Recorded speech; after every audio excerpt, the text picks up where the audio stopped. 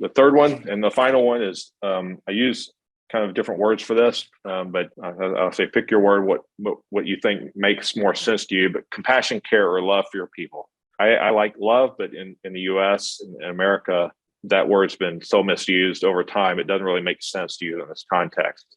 But basically, the most important people in your organization, or the most important asset or thing in your organization, or the people who work in your organization. I would tell the team that we can't answer emergency calls without the people that answer the phones, and then direct the emergency responders to the right way. We can't make sure we supply clean water to the residents or the citizens without the people who do the work. And so they have to be the most important. So you have to care for them. You have to have compassion for what they're doing. And you have to treat them the way you want them to treat your best customer. Because if they do that, then they will understand and recognize the way the organization is treating them and will be better suited to serve the customer better. And again, as you see the quote from at the bottom, he was the founder and CEO of Southwest Airlines for about 40 years in the US, one of the only airline until COVID that had never run an annual loss. Very successful airline in the US. And it starts with the employees and how they treat them, and then how the employees then treat the customers. Actually, one of my favorite airlines to fly on, but it's kind of a regional airline. So you have to take care of your people. They are the priority of the organization. So I always ask, how would your organization function without the people that show up to work? And I guess if you're a sole proprietor, then maybe that's you, or you taking care of yourself, because you're still the one that needs to be there, that needs to do the work. So how are you taking care of the people that show up? How are you caring for them? And that is more than just the 8 hours they're there, but those that directly work for you, because you can't do this for everybody as the organization expands. But do you understand their family situation, things that are going on in their life? Because all of that shows up at work. They don't leave it at home. And so when they're going through a tough time or they have some issues at home, are you helping them for at least understanding that? Because you may see performance degradation. So how do you deal with that? You don't want to lose somebody good just because they're going through a rough time at home. So you need to understand that. The number one reason in the United States, and my guess would be most of the world, that people leave a company is their immediate supervisor and the way they're treated by their immediate supervisor. So if you want to hire good people and you want to keep them, treat them as if you value them, even after they are hired. So how does that build? This will be the kind of the last point, and we'll get to some Q&A. So how does that build? Well, so you got to start with the foundation of courage, right? And I'm thinking through the buildings that we see under construction here in Toronto and around the country.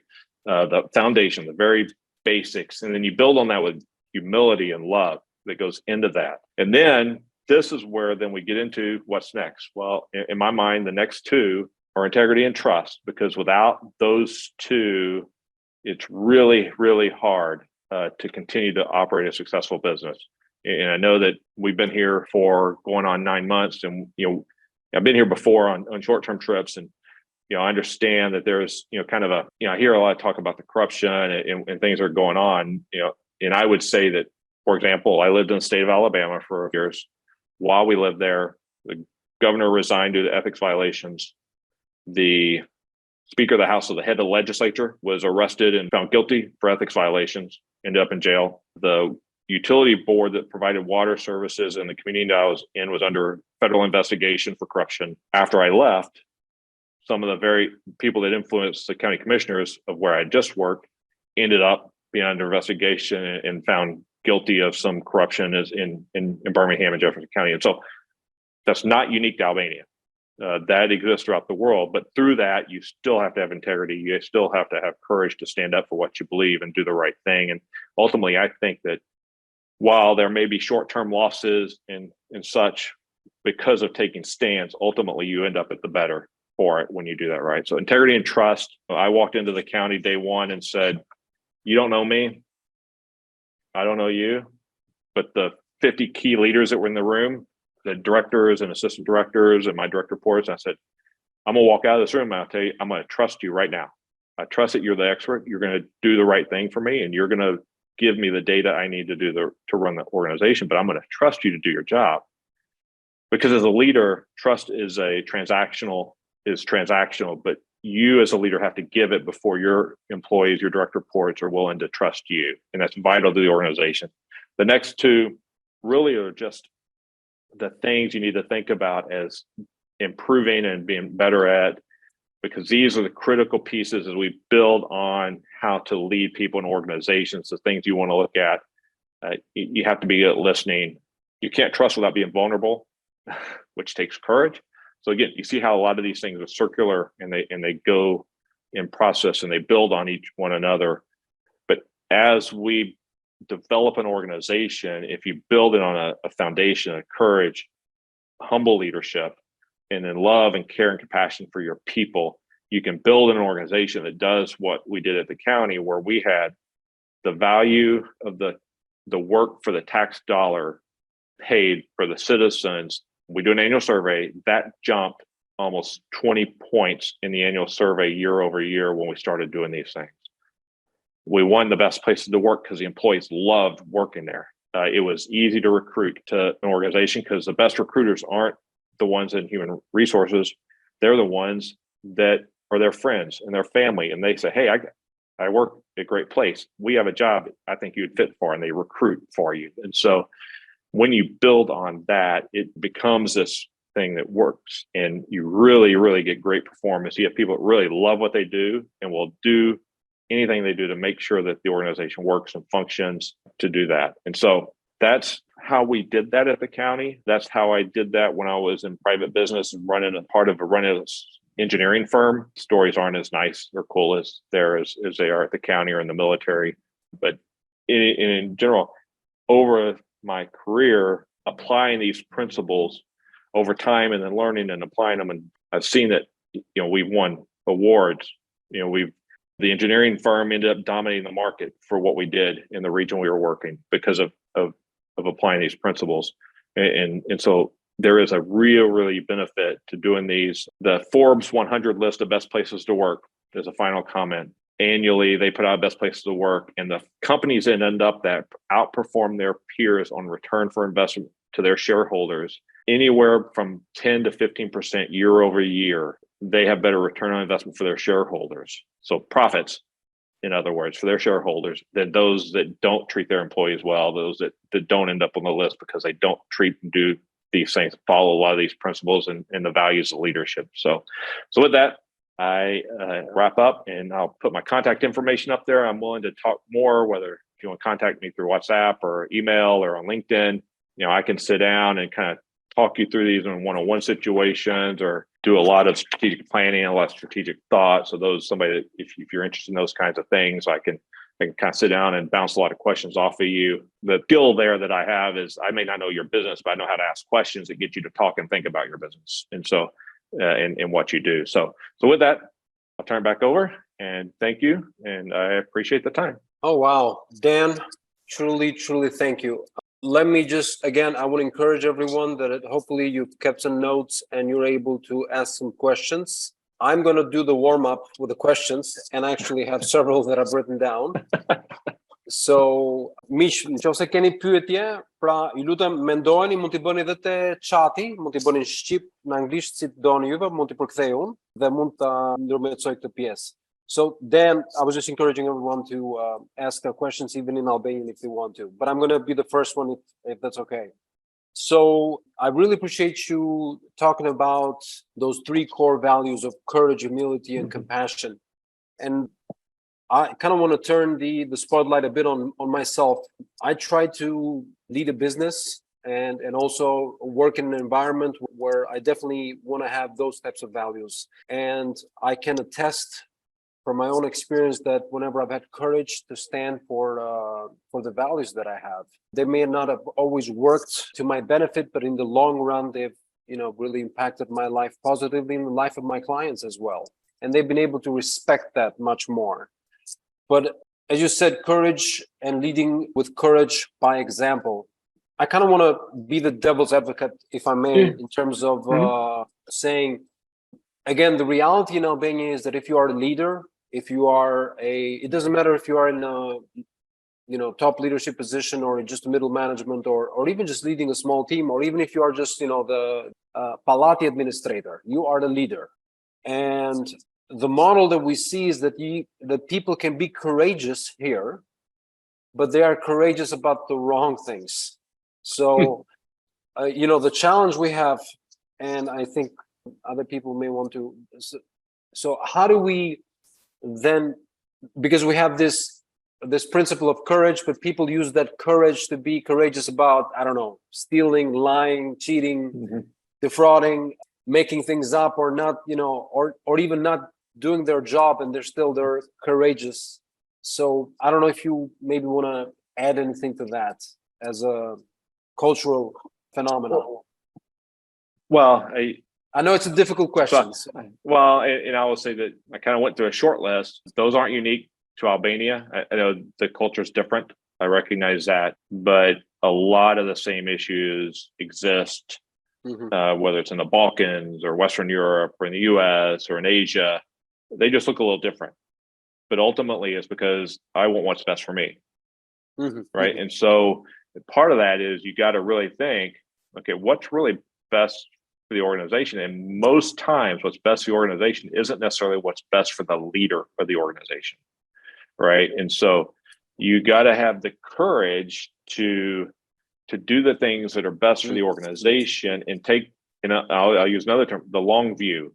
Right. And I'll go back to the state. In America, stockholders, they want to know what happened in Q1, what happened in quarter one, what were the profit and losses, what happened in Q2, what profit. I want my return now in the next 12 months.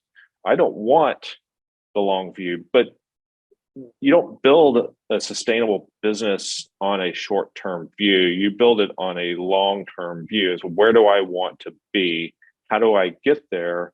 And yes, there's going to be detours and changes. We know it's not a straight line from point A to point B, but ultimately, I need to keep my eyes focused on the goal, that long-term goal, and have the courage to do the right thing for the organization, which may not be the right thing for me, for that long-term goal, right? And so that's when I spent probably the last 12 years working with politicians that only think about the next election.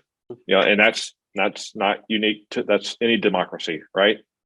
A lot of times they think about that next election, and so it's short-term view. And so we had to say, okay, how do we build that long-term view in an organization that has leadership that's focused on short-term? And we had to work with them to build that. So it's just a shift in paradigm. I will tell you, the general leadership model in the US isn't the one I just described. That's the one I just described is not the common general leadership model. I want to turn the spotlight on. So I see Dorian says, I have a question. Dorian, if you want to ask it via audio, so unmute your mic if you need. Yes, you hear me? Yes. Yes. My question is regarding the situation now in Albania, or mostly in Tirana. As I perceive it is like this. When I meet two friends, one of them wants to leave Albania. The ages are from 20 up to 40 years old. I know that in the States, you haven't had any of these problems before. You just get people inside, not leave, except Canada, because you go to Canada to buy pharmaceutical stuff and you come back at least. But anyhow, in Albania, what is your advice on people that wants to leave? Not because they are good at it or they are very good and they don't find themselves here in Albania, but just this mentality that everybody wants to leave Albania for a better job. How can we keep people and hopefully next leaders to Albania? Wow, that's a lot to unpack. My first trip here was in 2018, and I started hearing about that then.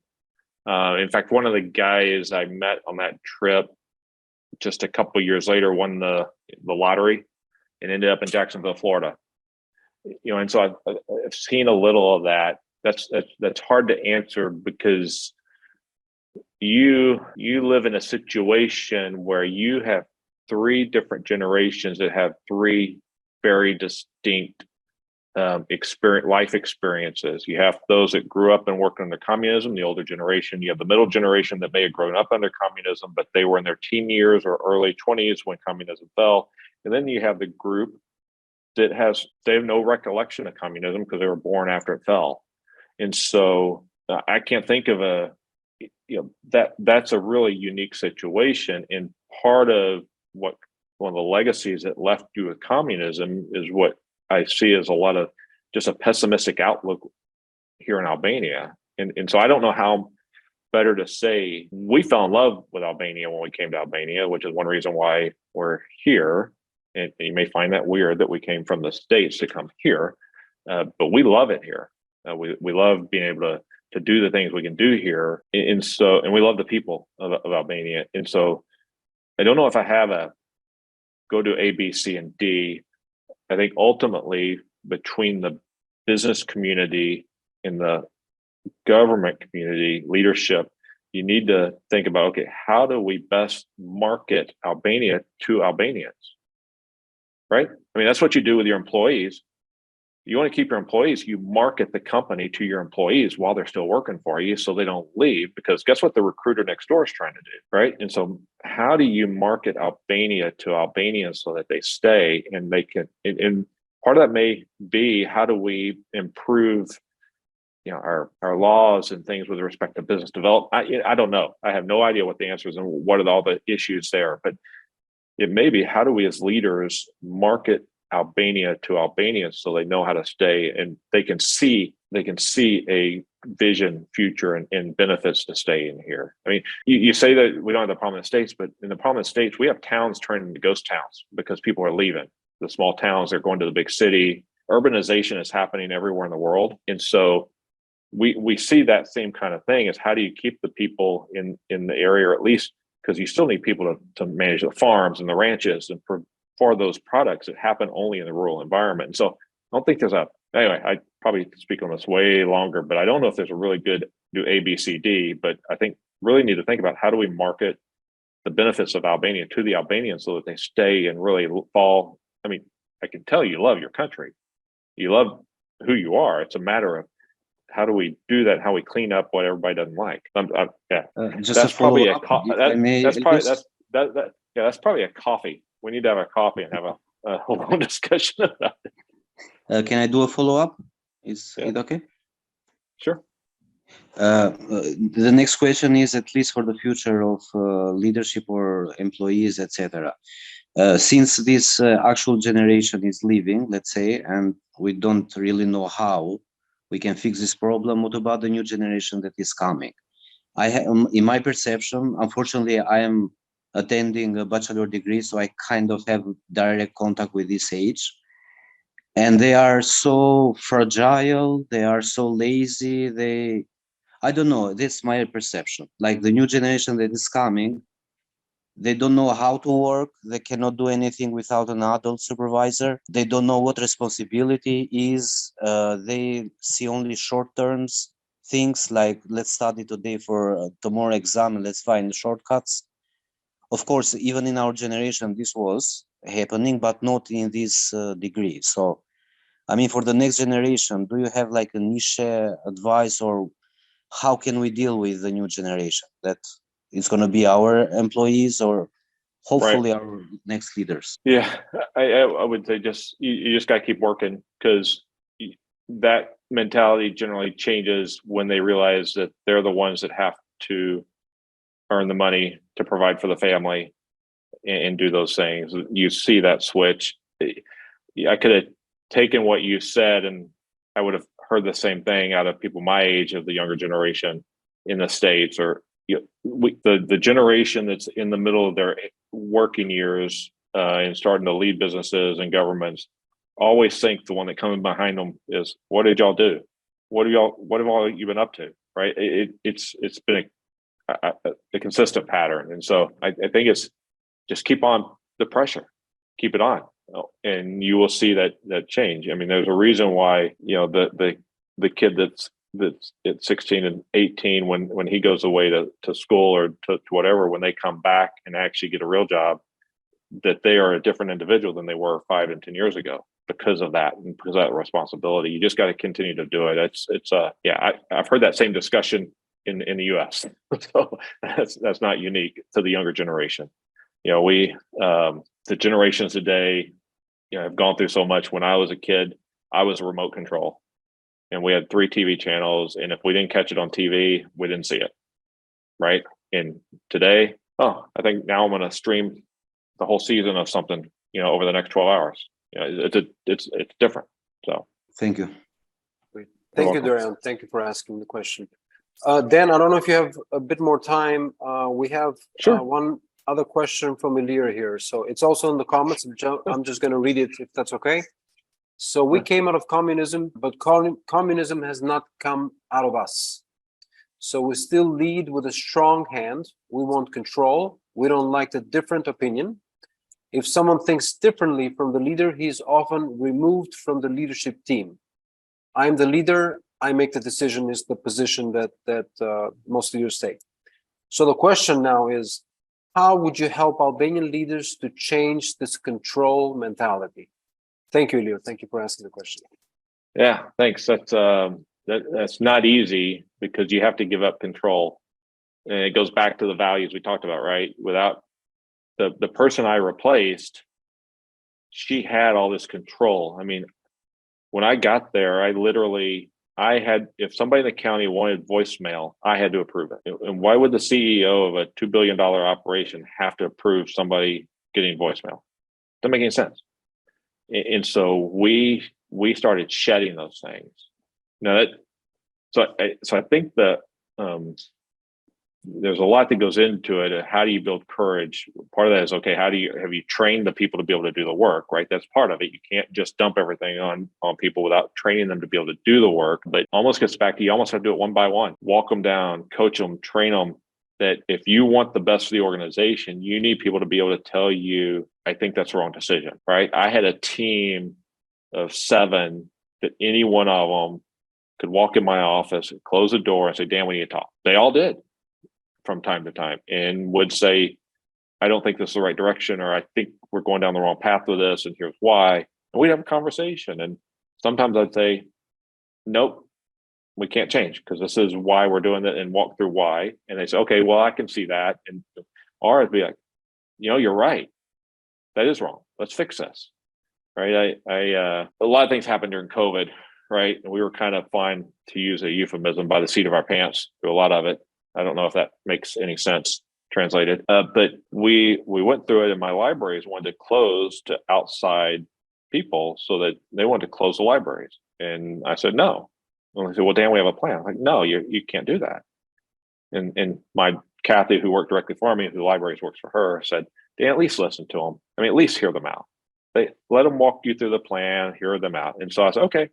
So I'm telling you, it's no, because people still need the services that they provide. They need to be able to get books. They need to be able to do these things. And so she goes, so they did. We had a call much like this, and they walked me through their rationale and their reason. I asked a bunch of questions, but at the end of the hour, I was like, you have a plan. You can still deliver the services you're delivering today in that environment, and you have a way to work, and we have ways to get back out of that if it's not working, and you're going to test it. Okay, go for it. And let's watch it and see what happens. And so they spent an hour and ultimately changed my mind. And so that gets back to those core values. I think a lot of it has to be built leader by leader, one by one, how you do that. And that just, people have to understand that you got to take a chance, got to take a risk. See people that are successful that do that, right? And so that's why I want to have conversations like this and sit down and have coffee and talk through them and see how that works. So, but it's tough. The leadership model I'm talking about is not the dominant leadership model in the U.S. It is not the dominant leadership model in the U.S., which is why it was easy for me to attract great people, because they loved what we were doing and they loved the way we were doing it. Wow. I hope that helps. Yeah. Thank you, Dan. Thank you so much. I am thinking, since we're at the limit of our time, I had one other question, but I don't know if everybody wants to spend the time to, and Dan, I don't know if I can take another 3-4 minutes of your time, if possible. Sure. Yeah. Okay, great. So let me ask you another question. And you mentioned the core values was compassion, care, love for your people. And as a leader, I definitely want to abide by those principles and by those values in my day-to-day life. But I am on a daily basis, I am also faced with the challenge of how do I care for people who may not be as competent as I would want them to be. Right. Or how would I care and how do I have compassion for people who, as a leader, they depend on me for everything they need to do. You mentioned the fact that, you know, you had to approve the voicemails for all that. Yeah. So I'm trying to paint this picture of how do I care for people that may not always be up to the standard that I would love for them to be. Right. Well, I think that gets back to the situational leadership model, which I don't have in front of me, but, you know, every new employee, well, not everyone, because if you hire at the middle and upper levels, you're hiring somebody with experience and training, right, and knowledge. But the brand new employee that doesn't have that starts over here in this box, and you have to train them and develop them as they get through the box. And the more they learn, the better they get at it, the more you can delegate to them, the more you can trust them, right, to do the job. But you have to work them to that point because, you know, that brand new employee with 6 months experience is not going to behave and act and have the same. You can't delegate to that person the way you can the person that has 16 years experience, right? Good experience, not just, you know, where they didn't learn anything, but where they've learned and developed over time, right? And so you got to see, okay, where are they in this box? And then use, okay, based on where they are in the box, how much training and development do I need to give to them so they can get to where. And we always want employees that are fire and forget, right? You give them the task and you don't ever have to worry about it getting done. You don't have to worry about meeting the standards because it's a fire and forget. You give them the task and you know it's going to happen. You know, I had my senior team, basically most of them got there. They weren't all there initially, and I had to work on a little of it. But when they could get to where I could call them on the phone and say, hey, I need you to look into this, that was it. I didn't have to write it down, didn't have to document it. I knew it was going to happen. And they would come back on at the time they needed to say, okay, here's what happened, here's the deal, or whatever it was. But that takes training and development and working through and being okay with them making mistakes, because the best way to learn is to make mistakes, right? And so to do that. And so that's how you care and have compassion for them, is you train and develop them and spend the time and money. And yeah, you got, again, long picture. If you're just looking at 6 weeks from now, you usually don't do that. But if you're looking for, okay, how's this person I want this person to be with me for a long time. I want to take the long view on that. And that's how you do it. But yeah. Oh, wow. So that was very helpful. Thank you. Helpful and very challenging at the same time, because I mean, it's a process. Yes, it is. Well, Dan, on behalf of everyone here tonight and on behalf of myself, I just want to thank you again so much for your time and really appreciate it. You're welcome. Did everybody get Dan's contacts if you need them? If you don't, you can always write to me and I can forward them to you. And without further ado, then I will just close this session tonight, thanking everyone and wishing everyone a great night and a great end of the week as well, which is tomorrow. So, all right. Thank you. Have a great night, guys. Bye.